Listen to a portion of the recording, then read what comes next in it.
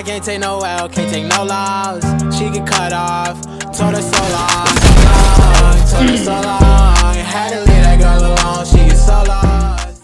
Hey guys, so today I'm going to show you a tutorial on how I edit my videos, and I'm going to be showing you both ways for both PC players and console players alike on what they can do for different ways to edit, and just some basic ideas to get you guys going in the right direction if you want to use what I have, because I know a lot of people have asked me like how I do it on here because it's a very confusing software and like what setup I use. So yeah, today I'll go over that and I'll show you guys what I have. So the first thing that I have here is the editor that I use itself, which is VSDC Free Video Editor. And a lot of the time I've had people click on these links. There's going to be a lot of ads, but it is this one right here. You're going to go to the downloads, video editor, and then you just click this download video here. And it'll have you go through a setup thing. So then once you get it open, you're going to be set here to the main screen. I do have the Pro Edition, but it's practically the same thing as the free version. There's just a couple little things that I'll point out here. But yeah, when you first start out, you're going to be here clicking on a blank project. And this is important for whichever setup you use. So when I do it now, because I am on PC, what I like to do is I have it on full HD and frame rate at 120 FPS, so that way I can get max potential out when I'm editing and slowing up and slowing down clips. But if you're, say, on console, I would highly recommend capping it at 60, because that's all you can get out of your game, so you won't be able to put any more effort into the editing most likely anyway. And by increasing the frame rate, it does make the export speed a lot slower. So just a warning there for you guys. Alright, so once you're in here, you're going to go to the side part. You have these three options here where you can add a video, you can add music, or you can add an image. So you're going to select your song first that you use.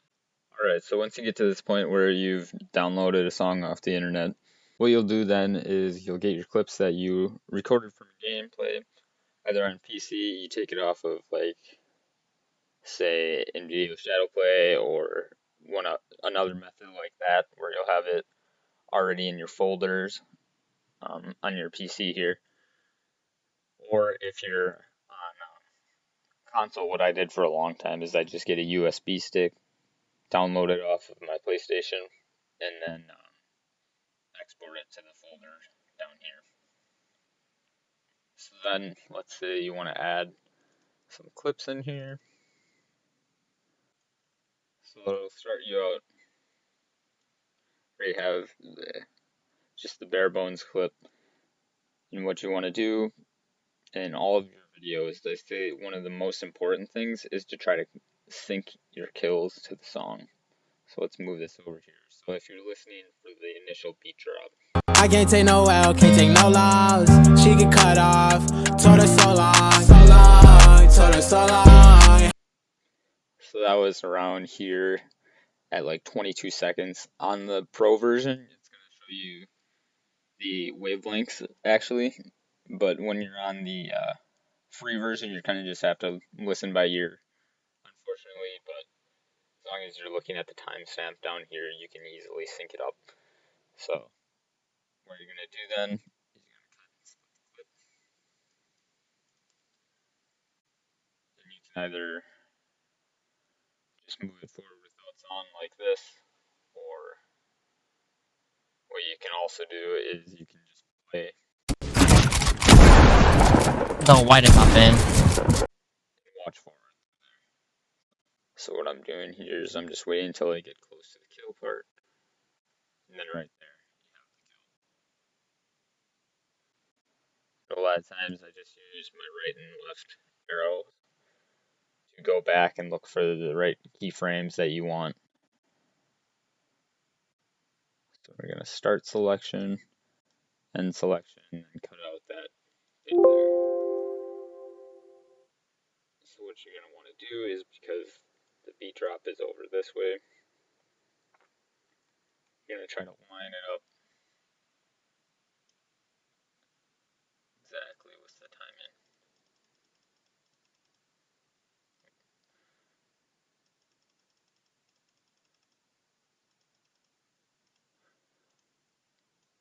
So when that plays through, it should sound good. Cut off, told her so long, told her so long. Had to leave that girl alone. She get cut off, told her so long, told her so long. Had to. Alright, so that clip was synced up. You can see what I did there as far as getting that to match. And that's the most important part of the video, I would say, is just getting each videos lined up back to back so that way they sync well with the clip. Alright, so the next bit I'm going to show you here is how to add some effects that you want to the kills that you have. So what you're going to do for that is you're going to click on the video right there. And this goes into a more in-depth of the actual clip itself. So one of the main things I always do when I'm on here is I have auto levels selected, so that way it is automatically color corrected for me to pop at a little brighter color. I would 100% use this for all your clips, as if I take this off, you can really see how much more flat looking it is. So I use that every time for one of my clips. Very useful, I believe. So we're going to zoom in, or scroll forward for the keyframe here. So one of the things that I always look for when you're doing kills, especially with shotguns, is either the pellets here, or if the person changes color, or any little thing where it's a drastic change to the screen, and that's where you're going to use your effects and change them. So now one of the main ones that I like to use is this brightness, contrast, and gamma. So these over here are going to be the changes in your effects, and it's going to be usually on a level of up to about 250 or so is the max. So if I showed you what that would look like, it's going to be a white screen, a little bit halfway there, and then back to normal. So a lot of the times for the kills, I'll have it be just a little bit brighter for after the effects, and I'll do that for a dragged out time, so that way there's a little pop. You can hardly tell, but it's a little brightened up when you do that. And I have that usually for about a second and a half to 2 seconds on there. And I like to layer this as well with the initial pop of the kill. That was the wrong one.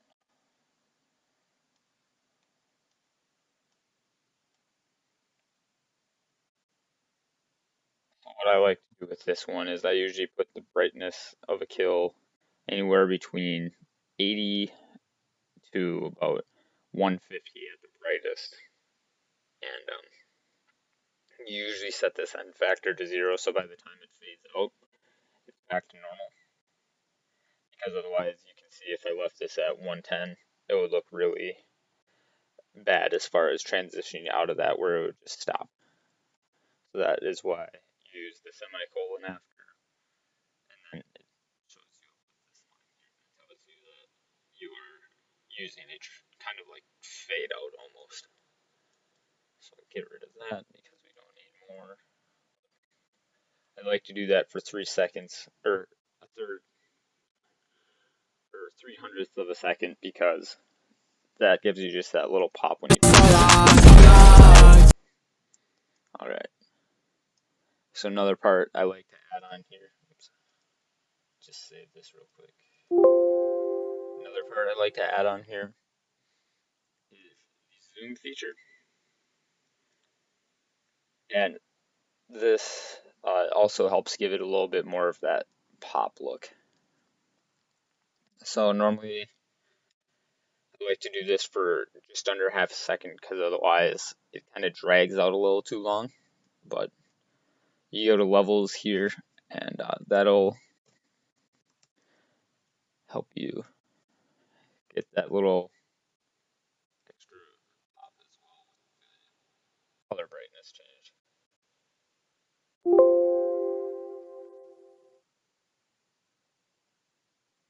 And for all of these here, if you're really looking to give it a little different twist on it, you can go through a lot of these different values or adjustments and just experiment with it. I've done a lot of those before where I use different ideas. A lot of the time I'd like to say stay away from these special effects that they offer because I don't believe they actually look that good. Like if you go look on it here, it's very blurry a lot of the time, not anything great. You can probably find a better overlay online than that, if I'm going to be honest, but that is alright. And another thing I would say too is layering on here matters a lot.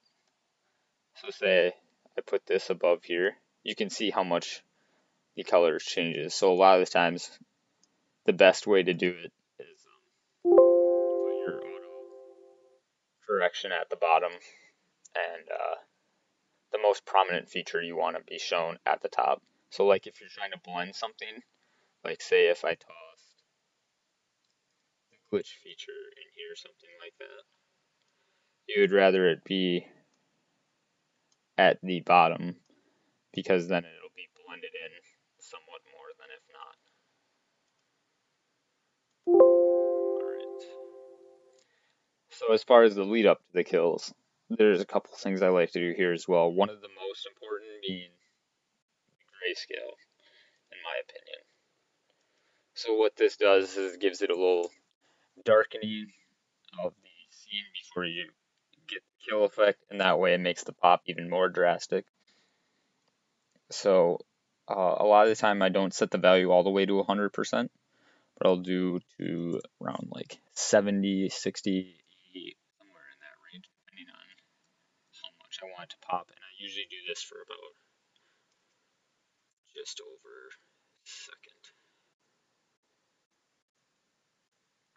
So as you can see, when it gets closer and closer to the kill, the screen gets darker and then makes that pop value.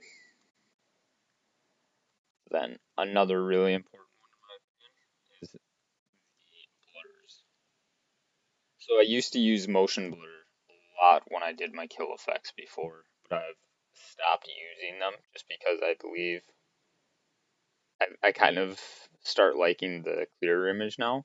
But like I will show you what it would look like before when I would use like the zoom feature, for example. Put that on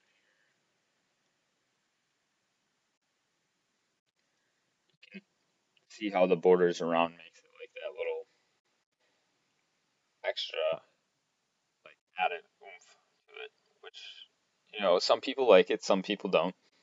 I really used to, but now it's kind of I've gotten away from it. But as far as the lead up, this Gaussian blur is going to be your friend. And what it'll do is it'll just make the screen overall come a little more flat looking. Usually 10 is a good value, but as far as like if you're going to do it for the bass drop, you want to be a little heftier. I would never put this over 20 really, or recommend doing that as far as kill because then it pixelates the screen. But for about a second here is all you want this. And then you can see as it gets closer to the kill, it blurs out. And then you get that.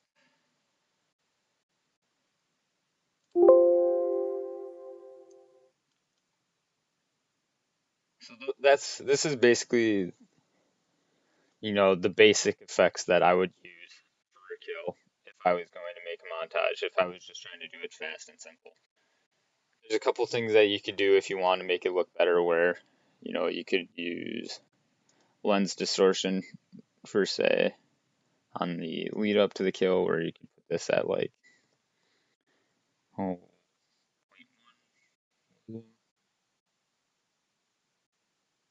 What that'll do is the upper ends of the corner lead up to that. That's one that I've done before. Another one that I've used quite frequently is the aging TV effect. I know I said that I don't like the effects on here, but this one I will preach.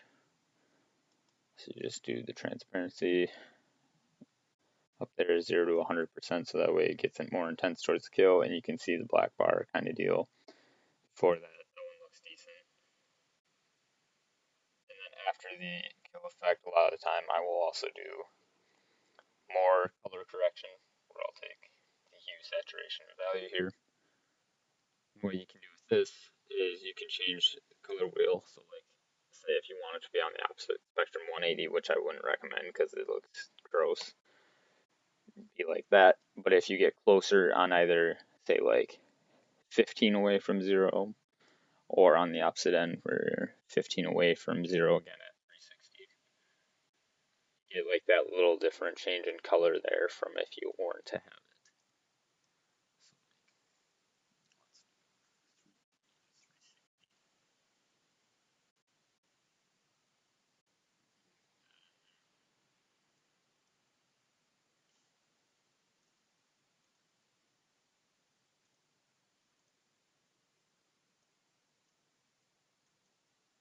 You can see how there's a little change in color right on the kill there.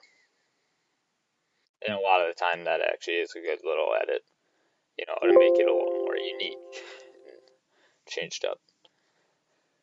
So as far as the kill itself, that's about all you really need per clip.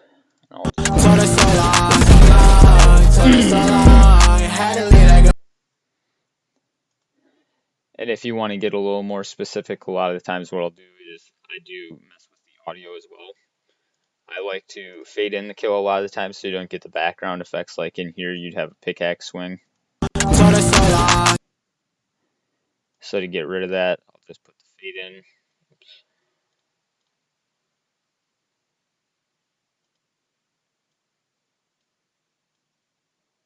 And then when I shoot the shotgun, when you see the flash go,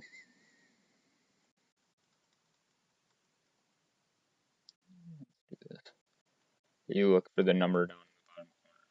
So for a shot, back up one before that.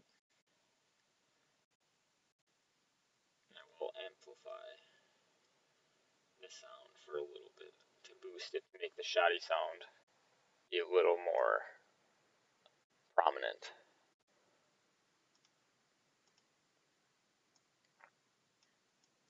And then I will tone it down for a little bit after the kill. And then fade out so that way you don't have the sounds of the people in the background yelling after the kill. Or even if you just wanted to straight cut it out, you could do like this, where you have the fade out stop here, and then silence the rest of it, where this part would be dead silent, basically past this point. So I will play that so you can hear what that sounds like.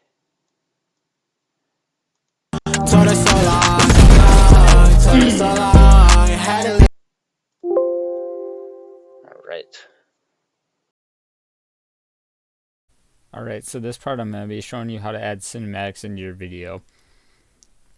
So I already have some pre-recorded cinematics that I have written down here, and what I'm going to do with these is I'm going to cut and split them after the kill, so that way it makes a smoother transition into the next bit here. So what I'm doing is I'm going keyframe one at a time basically, and just looking for the part where the cinematic starts the motion.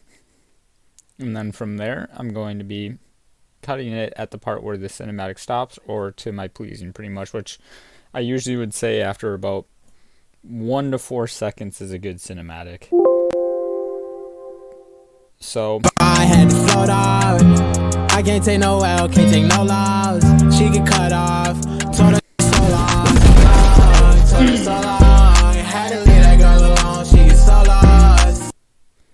So what I'm going to be doing here is I'm going to be adding that cinematic right afterwards right now. And then I'm going to trim it down like I wanted to. So how I have this matched up is I'm doing the speeding aspect of it, where I'm going to speed it up just a little bit so that way it matches with the beat as well. And then I'm going to be turning the volume all the way down on the right side there, so that way it is silent throughout that and don't get background noise. And what I'm showing here is just that the silence feature doesn't always work. That's why I do it on the tab bar on the side, the properties window. Because when you use the silence feature, sometimes in the audio effects, it can give a little clicking noise that you wouldn't want. So that is why I do that. But that is just going to be throwing the auto levels on top of that as well, and that is about all you need for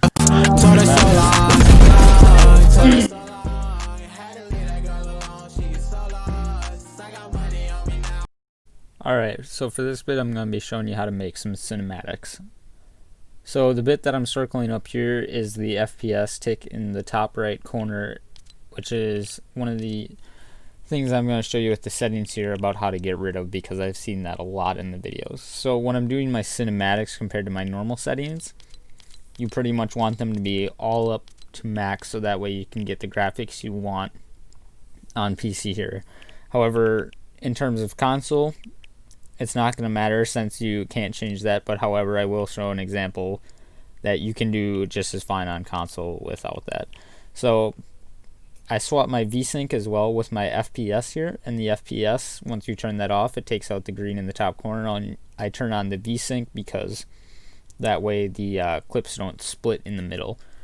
So when looking at clips here, I'm going to be clicking a Victory Royale match, because that way you can, look at some better clips hopefully, but you can get them from basically any angle, whatnot. So I'm loading into the match here, and you can already tell that I have a pretty zoomed in looking feature for the person. And I'm just going to skip ahead to the part where there's some kills, so that way it's not as boring and lengthy for you guys.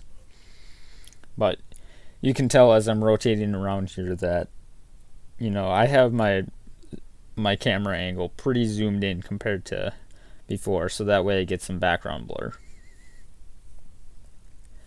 Kind of just rotating around now just to show you like what the difference would look like compared to as before. It's just a little more cinematic view in that aspect.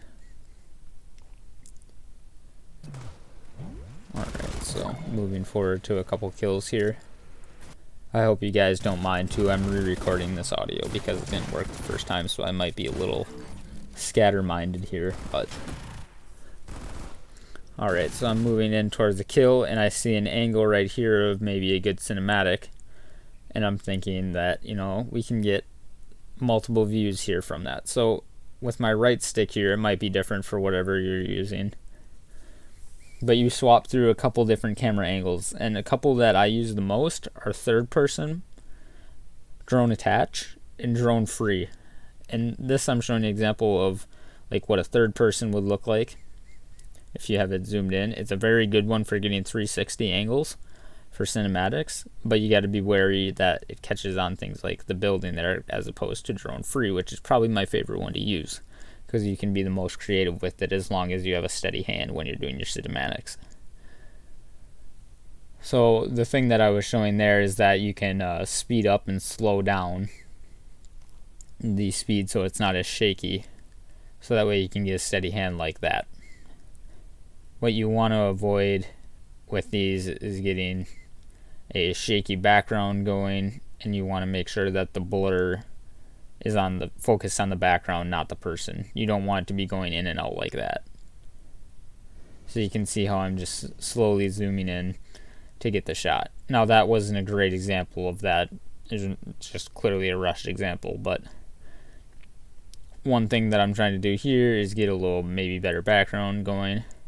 And a lot of the time I'll use sunlight to my advantage in the background, so that way it gives a better lighting as well. So yeah, I'm showing how shaky camera angles look bad for cinematics obviously here, and then showing what a good one would look like once you slow down. You can see how that could turn out to be a better cinematic. Once again, clearly not my best examples I've ever used, but just kind of a brief overview there in that aspect. So now I'm going in for the kill to try to see what a better cinematic would look like in that aspect. And I'm just kind of fast forwarding here to wait for it. And then I'm zooming in around the angle, and I'm going to go looking at multiple different directions for what I remember earlier.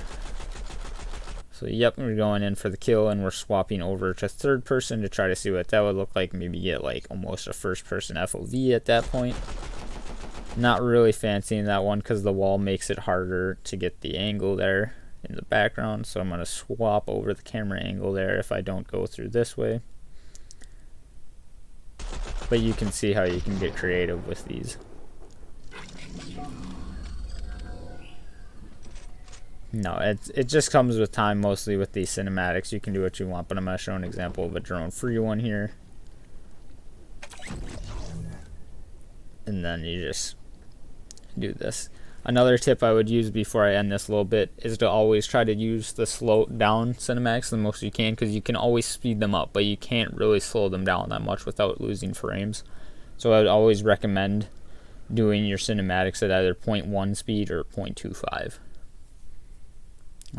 Alright, so the next part that I'm going to show you is how to do my transitions in between the cinematics, the kills, clips, whatever. Basically just how to make it smoother so it's not as many jump cuts. So what I did here is I copied and pasted a transition from my other videos that I use just because it's simpler that way. And I'm showing the difference between the different values here. So the first item that I have on this layer is Gaussian blur, which as I showed there would be most important to put at top, and it's a very high value of 50, even though I told you before that 20 is usually the max I would put, and it's just because of the other added effects on top of it makes it a little more stretched. So that is used there, so that way it's kind of a fade in effect. The second one I have here is the lens distribution, which makes it more of like a fisheye effect, and it kind of just distorts out the outer edges there as you zoom in. Once again, kind of gives a zoom feature more or less, which is also a good part of the transition here. And the last one that I have to show is the glitch effect, which by itself isn't too drastic, but it adds a little pop to the transition itself and gives it that RGB flavor that a lot of people like to see and is aesthetically pleasing. So I'm going to go into depth here on some of the features of the glitch so you can get a better replica of that. We'll skip forward to that part. So I'm copying and pasting a little value here so I can show you without disrupting the other one. So normally you want to just disregard the first two of glitch transfer power and glitch effect power. You just want to leave those at 100%. And you want to drop down on use stage 1. And for this part you just follow the values that I have there. And then you want to go into the effect type, and below that you drop down to the transfer type where you have the serial exchange. Now I'm showing here the difference of frequency as well, as if you have a lower frequency in milliseconds, the faster it glitches. So that's why if you want a still transition, you'd have a high value that won't change at all, like 10,000 compared to 100 milliseconds, because what that basically means is every 100 milliseconds you're going to have the glitch. So I'm with the drop down under the serial exchange part, I'm showing the difference between what the offset does. The lower the offset, obviously the less change in glitch. So then the other values you basically want to maxed out, because if you don't, like I'm going to show here with the height, if you drop it to say like 40 here, you're only going to get half the screen covered in the glitch effect. So you want to put that up to max in order to make sure it's covered all the way. And then if you drop down even further onto those, under like say the block width or height, which I believe I do here in a little bit. Yep. If you add the delta value, you can see that it'll offset it even more in certain parts. Let's do it under here, under block height, to just prove that. And you can see in the bottom right there's a little change there. Alright, so that is the difference with the glitch values there. I'm just going to quick delete that and run through the transition here, and we'll copy and paste that to the other side so that way it's even. what I'm going to do here is just flip those values. I'm also pointing out here the importance of the layers on top, where you want the significance of each value again. So as you can see here, I'm just flipping those and taking the transparency so that way it gets to the max effectiveness towards the end there. And what I'm doing here is I'm copying and pasting that so I can just put that onto the other clips then that I already have there, and I'm layering it. So once again, Gaussian blur is on top, and you want to clip it so that the very end is at the last frame of the clip.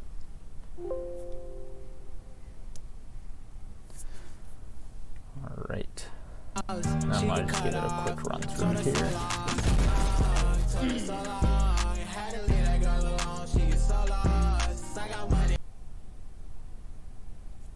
Alright, and you can already tell how much smoother that looks compared to before.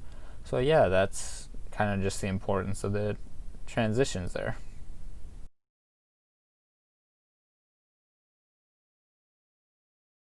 Alright, so the next bit that I'm going to be showing you here is how I do my intros.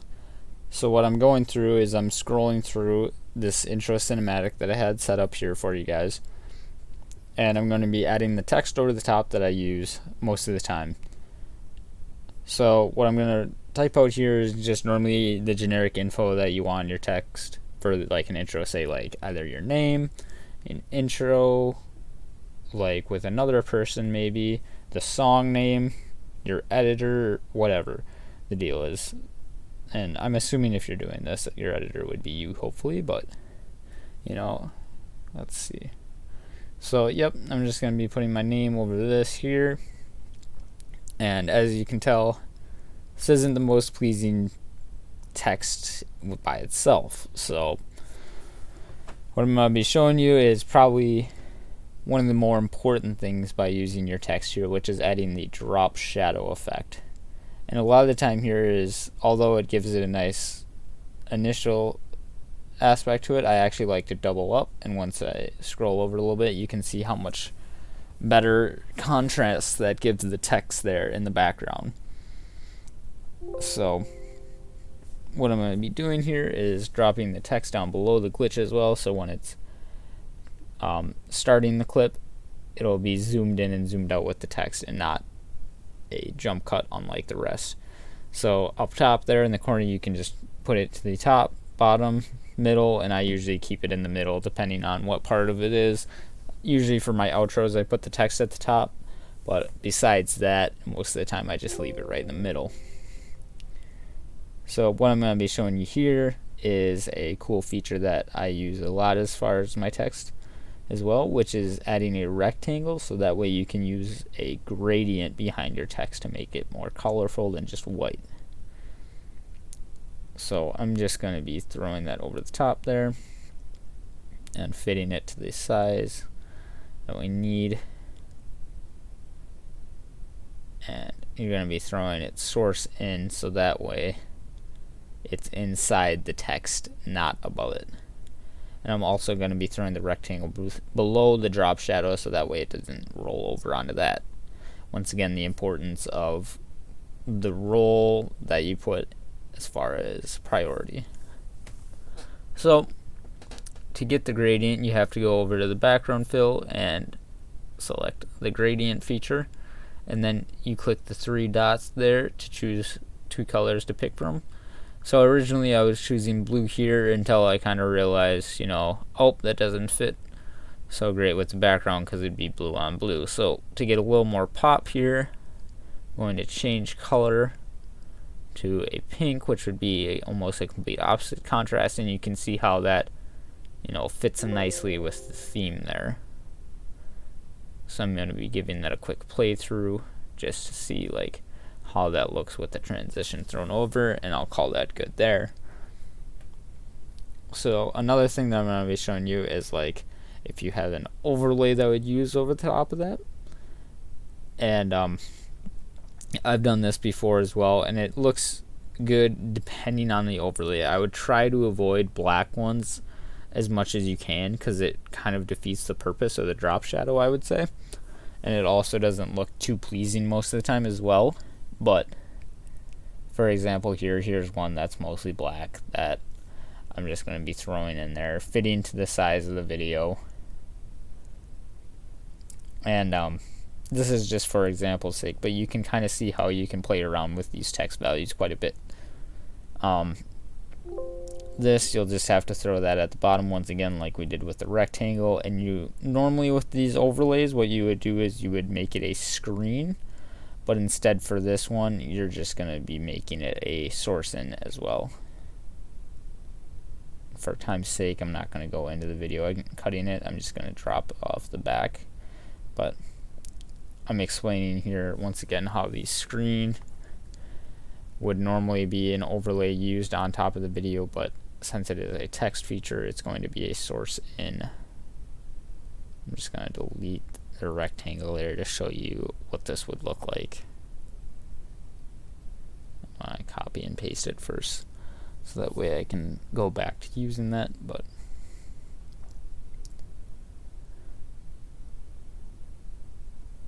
so this is kind of why I was showing you to warn away from the black. As you can see, this isn't too pleasing to look at, but I'm tossing some auto levels on here to brighten it up. And you get the gist. I mean, clearly not the best looking overlay to use, but it gets the point across about how you can be a little creative with these.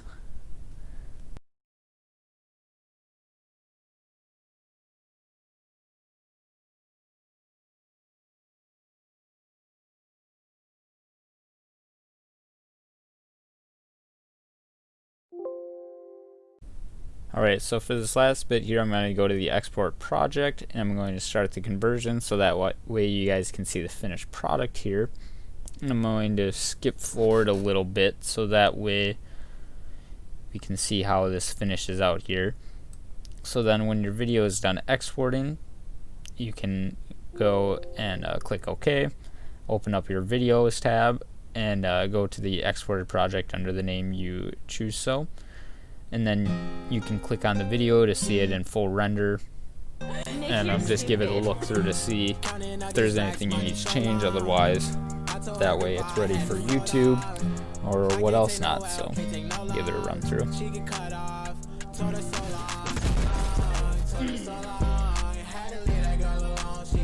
Alright, so now that that's ran through, you can see that it's all done and dusted. You got what you need. So I hope you guys found this tutorial helpful. I know it wasn't the greatest quality, but it's just a brief overlay so that way you guys have somewhat of a gist of what I'm doing on here, because I know this is a confusing platform. So yeah, if you guys found it helpful, make sure to like, sub, and comment. You know the whole deal. You guys are amazing, so appreciate all the support, and thank you guys. That's all I can really say. Have a good one.